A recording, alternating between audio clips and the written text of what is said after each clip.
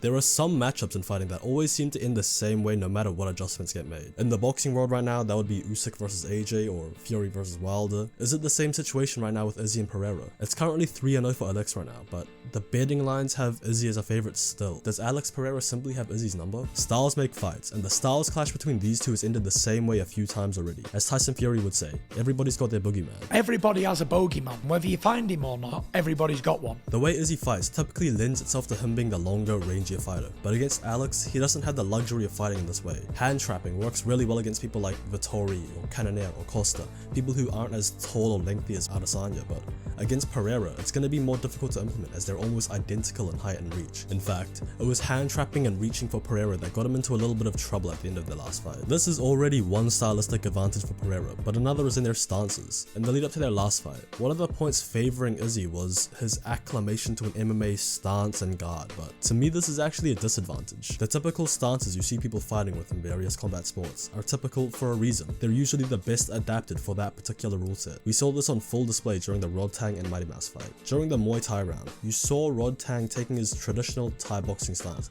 with a tight guard and a light lead leg. This best complements the striking only rule set, but once it was MMA, his style completely switched with a looser guard and a more balanced weight distribution on his legs to anticipate the takedowns. Between their kickboxing to MMA transition, both Izzy and Pereira fight relatively similarly in terms of stance and guard, but it's clear looking at their styles that Pereira still has a much more kickboxing-like style and stance, with his legs a lot closer together than Izzy's. Against the Whittaker, for example, this stance might be to his detriment, but against Izzy, again, styles make fights. Without a strong threat of the takedown, Pereira's stance and style will remain very effective in a kickboxing fight, which is essentially what this rematch boils down to. With a more open stance, Izzy's lead leg is there to be kicked, something that bothered him in their last fight. A guy like me with great footwork, what do? Take away the tires.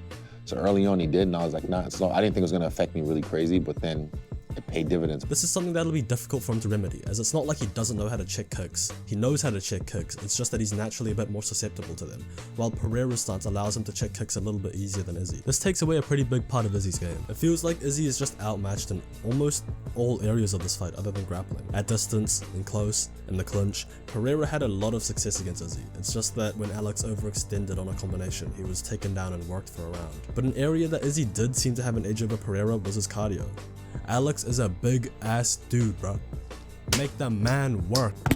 Oh shit. For Izzy to win this, he'll have to put a Covington type of pace on Pereira. Keep working the jab, keep Pereira guessing, and wear him out. We saw Alex fading after the third round, but Izzy, I guess, just didn't feel the urgency to press him, which allowed him to recover for the fifth. If Izzy puts the pace on Pereira from the first, and as long as he doesn't get caught, which is a big if, I don't think Pereira's going to be able to hang in there later on. Pereira carries a lot of muscle and cuts a lot of weight, while Izzy's always doing a shit ton of breathing. But I guess it works. He's shown to have crazy good cardio in his fights, even in wars like the Gastelum fight or the Romero fight. He needs to weaponize his endurance and use it to grind out Alex. Izzy always seems to end his fights with enough in the tank to go another 10 rounds, bro. We know he can hurt Alex, and he's shown that he can wear him down. If he just steps up his activity a little bit and gets the snowball rolling, it could swing the fight in his favor. If Izzy fights smart, mixes it up, and pressures Alex heavily, I think he can win. But that's if he doesn't get caught. Do I think Alex just has his number? Maybe. But Izzy's shown continued success in their fights, even if he doesn't get the win in the end. Do I think Alex matches up really well against him? Fuck yeah. Alex always seems to catch his opponents. It's just a matter of if they can take his power. Despite, you know, getting finished. Izzy actually took a lot of big shots from Alex across all three of their fights. He has an underrated chin and he generally doesn't get caught too cleanly. Generally. Fourth time's the charm, I guess. Izzy's been mentioning how he's been training a hell of a lot harder starting from his last camp, thanks to whatever spider training system they've implemented. Spider Circuits, SPYDA, Spider. Right. Yeah, it's the worst fight of your life, and I went through that multiple times. Could he have grown exponentially due to this in the meantime? Maybe. Alex is also very new to grappling and wrestling. Given that you tend to make big improvements when you're new, is Alex just gonna improve a shit ton and outmatch Izzy in every single regard? Maybe. Or maybe the weight cut's finally gonna get to Alex and we'll have a Figueiredo Moreno 2 moment where Alex gets dropped by a jab. As a fan of Izzy, I hate this fight for him, bro. I think Alex is a nightmare, but Izzy can win this. I'm praying for my boy. Will Izzy beat him? I sure hope so, but I wouldn't bet on it. This has been Lay vs World. Keep an eye out for my Masvidal and Burns video, which should be coming out soon. Watch my previous video on Leon Edwards. That's one of my favorite videos. I think you'll like it. Please watch it. Please. Yeah, subscribe.